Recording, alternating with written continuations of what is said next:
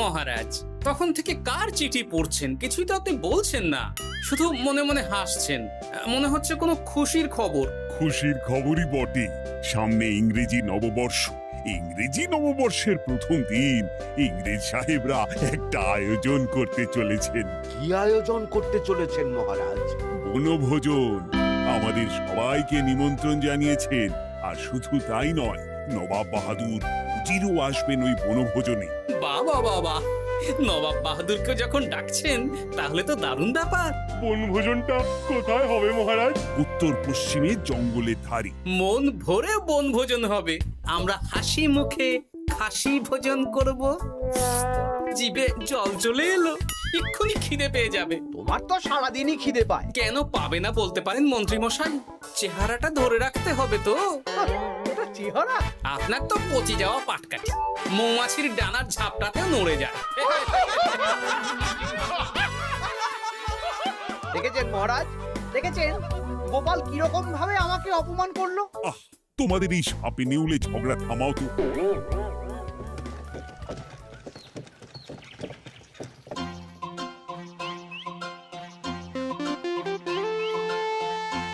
কি গো ভোলা, সামনে তো ইংরেজি নববর্ষ, নতুন বছর চলে এলো। তা তুমি নতুন গুড়ের সন্দেশ বানাওনি? বানিয়েছি তো, এই তো দেখো না, নলেন গুড়ের সন্দেশ, রসগোল্লা সব বানিয়েছি। তাহলে দাও খাই। গোটা দশেক আগে রসগোল্লা দাও। দিচ্ছি।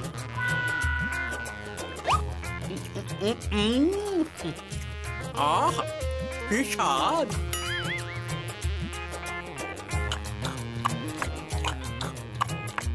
সবকটাই খেলাম, কিছুই গেল না বাদ।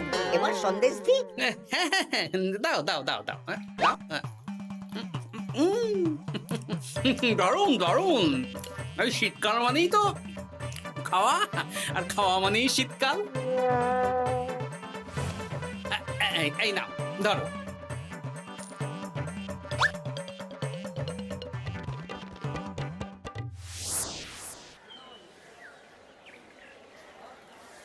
আমাকে 1 কেজি পেঁয়াজ কলি দাও তো। রাতে গরম গরম রুটি আর পেঁয়াজ কলি ভাজা একদম জমে যাবে, কি বলো? গোপাল দাদা, আমারও খুব ভালো লাগে। তাছাড়া নতুন বছর আসছে বলে কথা, এখন খেতে হবে আর মন ভালো রাখতে হবে, তাই না? ঠিক বলেছো।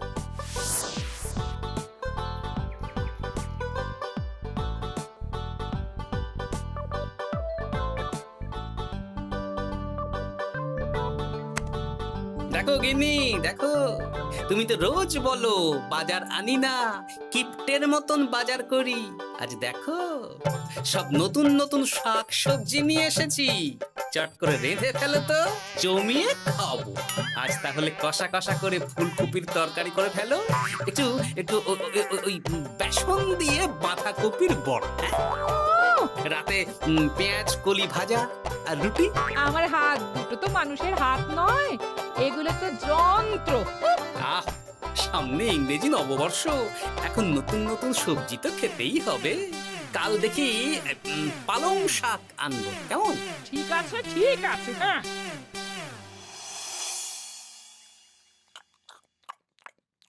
বলছি গিন্নি, আমি আমি খেতে খেতে আরো কয়েকটা বাঁধাকপির বড়া ভেজে ফেলো না। এই তুমি কি মামার বাড়ির আবদার পেয়েছো? হ্যাঁ, না, এটা আমার বাড়ির আবদার। এত খেও না, খেও না, এবার শরীর খারাপ করবে। আবার রাতে খেও। আহ, আমার কিছু হবে না, দাও তো।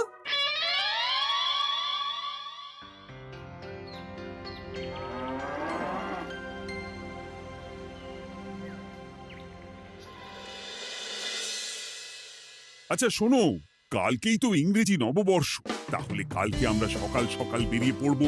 হ্যাঁ, এখন আমার ভুঁড়ি ভোজ চলছে মহারাজ।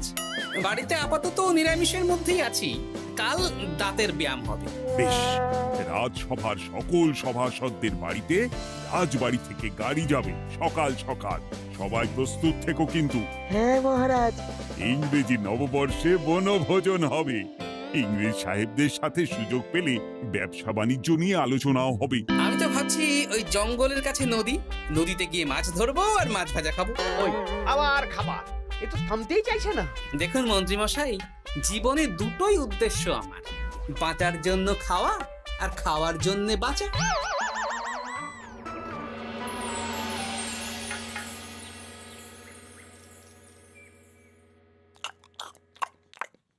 বলছি গিন্নি, আজ আজ বাঁধাকপির বড়া নেই? না না না না, কালকে 3 বার করে বড়া বানিয়েছি, আর বাঁধাকপি নেই। কালকের 2টো বড়া পড়ে আছে। আরে বাবা, ওটাই গরম করে দিয়ে দাও না। না, ওগুলো খেতে হবে না। আরে বাবা, শীতকালে বড়া নষ্ট হবে না, একটু তেলে ভেজে দাও দেখি, আরো মুচমুচে হয়ে যাবে। জানো গিন্নি, একটা কথা মনে রেখো, শরীরের নাম মহাশয়, যা সবে তাই সয়। ওর বাবা, বলছি না খেতে হবে না। আরে বাবা, খাবার জিনিস নষ্ট করতে নেই গিন্নি। দাও দাও দাও, ভেজে দাও দেখি, ভেজে দাও।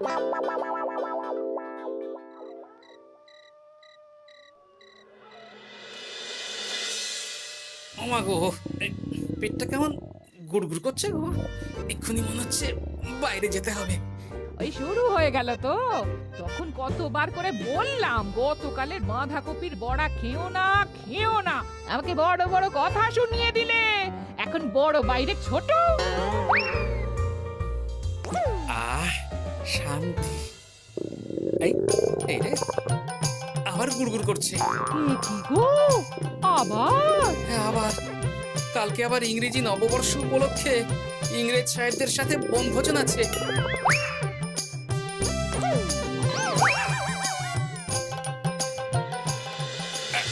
বাবা গো, কি কষ্ট গো। ওখানে একটু ওই নুন চিনির জল করে দাও না গো। দিচ্ছি দিচ্ছি, নুন চিনির জল খেয়ে একদম ঘুমাবে। হ্যাঁ,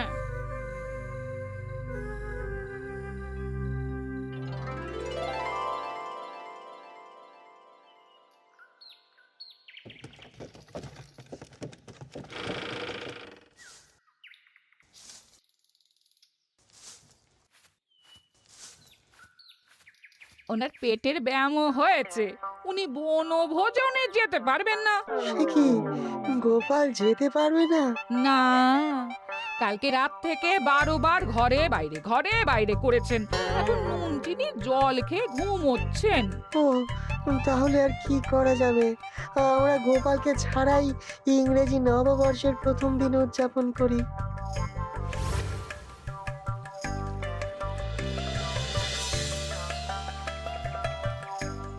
পান করুন, পান করুন, কমলা লেবুর রস পান করুন। ইংরেজি নববর্ষের প্রথম দিন, আনন্দ উৎসব হচ্ছে, খাওয়া দাওয়া হচ্ছে। গোপাল নেই, কি আর করা যাবে? গোপালকে নিয়ে এত চিন্তা করবেন না মহারাজ, আপনি কমলা লেবুর রস পান করুন, দারুণ মিষ্টি। গোপাল থাকলে হয়তো আপনার থেকে কেড়ে আপনারটাও খেয়ে নিত। আচ্ছা, সর্বোচ্চ পান করা হলো, এবার একটা খেলা হবে। কি খেলা? আজকে আমরা এই পাথরটাই বিক্রি করতে চাই।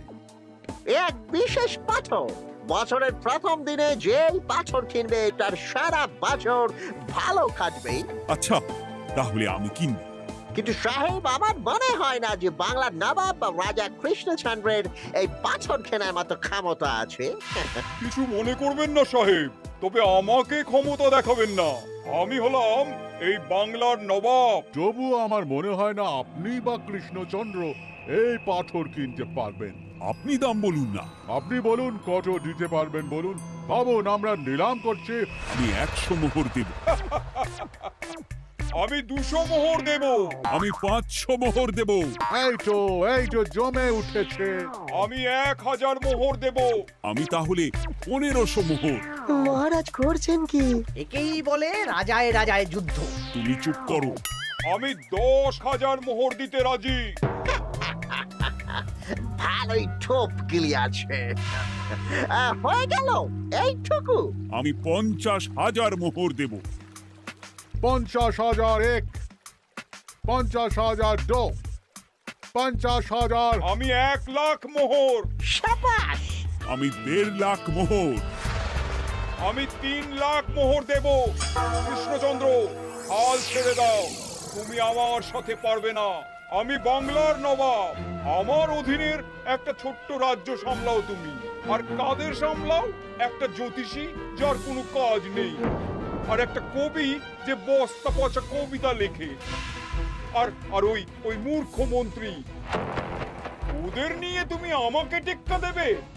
10 লাখ 1, 10 লাখ 2, 10 লাখ। আমি খাস 500 বিঘা জমি দেব। নিন। ও, এই নতুন বছর ভালোই কাটবে। মহারাজ এটা করবেন না। চুপ করো তুমি। বলুন নবাব বাহাদুর। 1000 বিঘা জমি।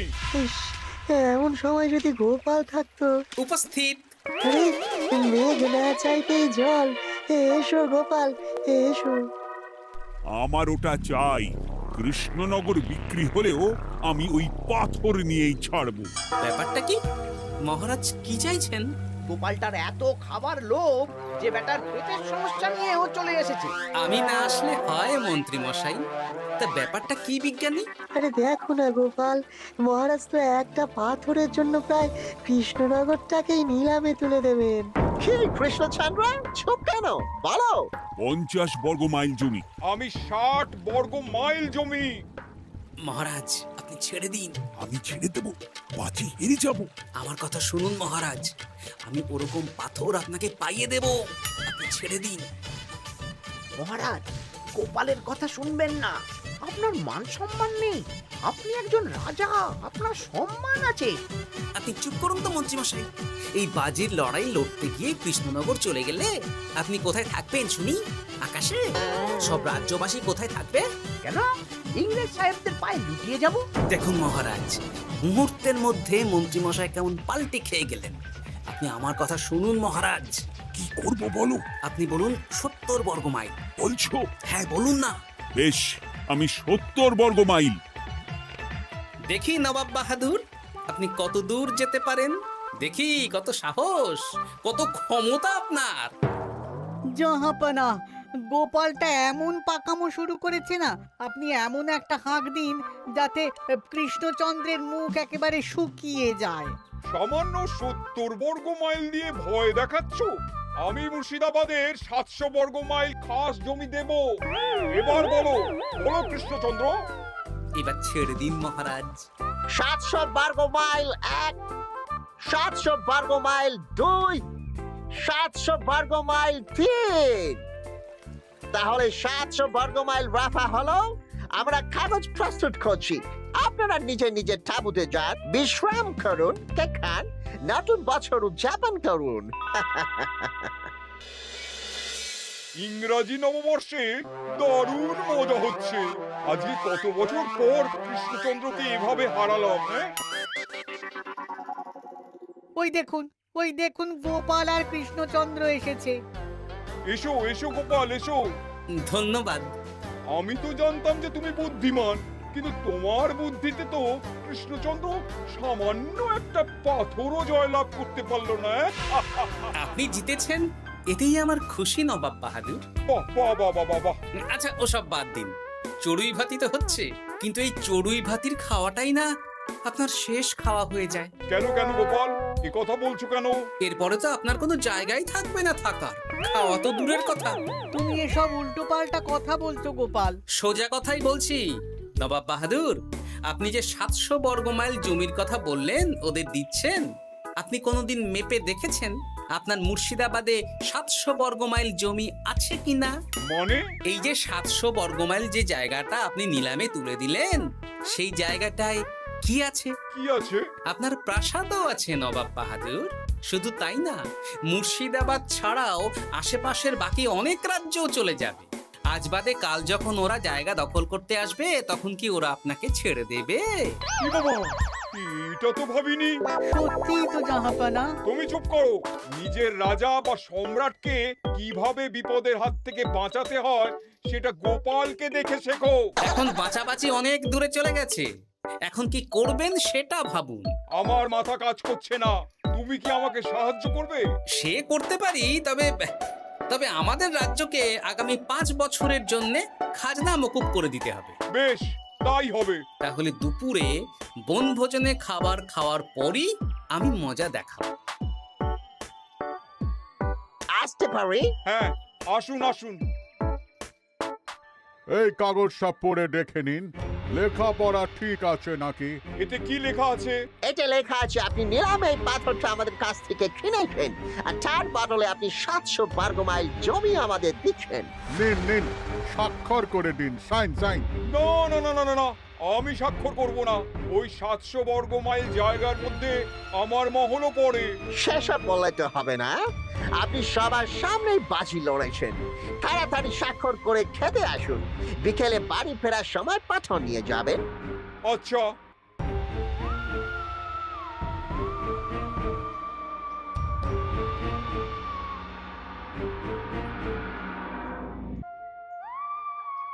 ও গোপাল, এবার কি হবে? আমি তো স্বাক্ষরও করে দিলাম। একবার যখন কথা দিয়ে দিয়েছি, সেটার খেলাপ কিভাবে করব? আপনি এত ভাবছেন কেন জাহাপানা? গোপাল তো আছে, ও ঠিক কায়দা করে ব্যবস্থা করবে।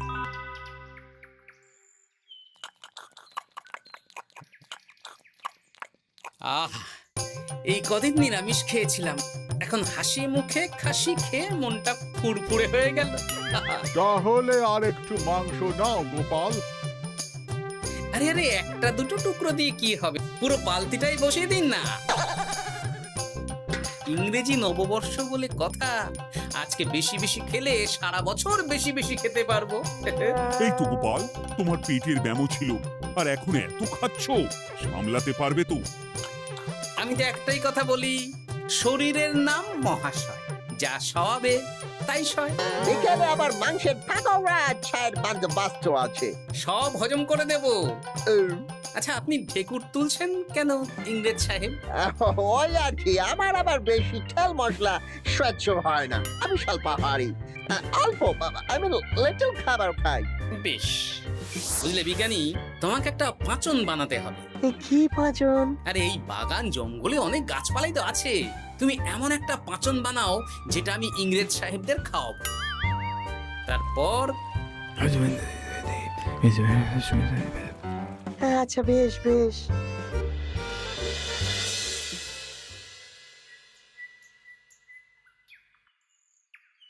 আসতে পারি? আরে গোপাল, এসো এসো, বলো কি বলে।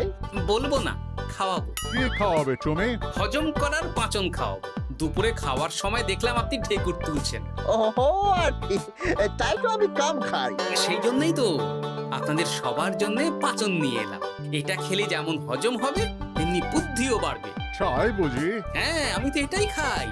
এটা খেয়েই তো আমার পেটের ব্যামো সারিয়ে চলে এলাম। আপনারাও খান, দেখবেন এক্ষুনি শরীর মন সব ফুরফুর করবে। আরো একবার মাংস ভাত খেয়ে নিতে পারবেন। দাও তাহলে কে দেখি।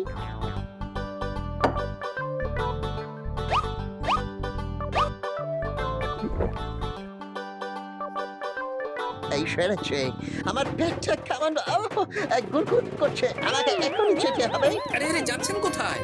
আমি তো আপনাদের সাথে গল্প করতে এলাম। ওরে বাবা রে বাবা, আমাকেও যেতে হবে বলে মনে হচ্ছে। আমরা আপনাদের সাথে একটু গল্প করতে এলাম। আজ ইংরাজি নববর্ষ বলে কথা। ও সব গল্প পরে হবে, পরে হবে। ব্যাস, কাজ হয়ে গেল। এবার কেউ একজন নবাব বাহাদুরকে ডেকে আনুন তো।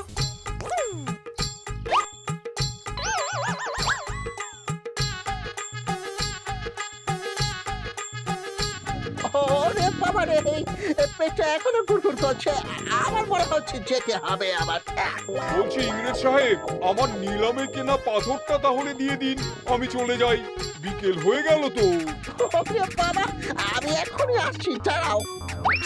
বলছি আমার নিলামে জেতা পাথরটা দিন, আমি বাড়ি ফিরবো। বাবা রে, আমার মোচর দিকে। ওসব মোচর টোচর জানি না, পাথর না নিয়ে আমি ফিরবো না। সবাই ঘিরে ধরুন ওনাকে।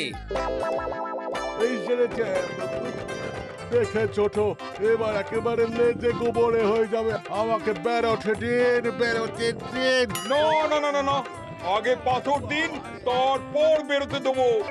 ওরে বাবা রে, আমার পেট আবার গুড় গুড় করিতেছে। আগে আমার পাথর দিন। পাথরটা গেল কোথায়? এই রে, পেটটা আমার কামড়াচ্ছে। পাথর না পেলে আপনাদের ছাড়া যাবে না। আরে বাবারে, ওই পাথরটার দাম তো সামান্য 5 মোহরও নয়। মানে আমি যে 700 বর্গ মাইল জায়গা দেবো বলে সই করলাম। এত কথা বলতে পারছে না, আমাকে যেতে দিন, যেতে দিন। আগে পাথর এখুনি হয়ে যাবে। হ্যাপি নিউ ইয়ার আনহ্যাপি হয়ে যাবে। আমাদের যেতে দিন, আমাদের ওই জমি আমাদের লাগবে না। তাহলে ওই কাগজটা আপনারাই ছিঁড়ে দিন। হ্যাঁ, আপনারাই ছিঁড়ে দিন, তারপর আমরা চলে যাব।